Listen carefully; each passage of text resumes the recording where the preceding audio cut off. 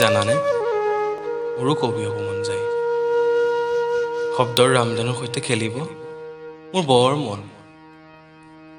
কেতিয়াবা মোৰ মন যায় শব্দৰ ছন্দৰ শিকলি বগাবলৈ, ৰঙীন কৰি তুলিব মন যায় মোৰ হিয়া, মন, প্ৰাণ।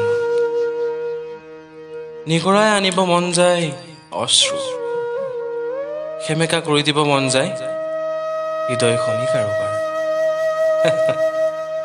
বহুতো চেষ্টাৰ পাছতো নোৱাৰো যে লিখিব মই এই কবিতা। কেতিয়াবা মই ভাবো কোনোবাই শিকাই দিয়া হলে, মোৰ ভিতৰত শুই থকা কবিজনক জগাই তোলা হলে।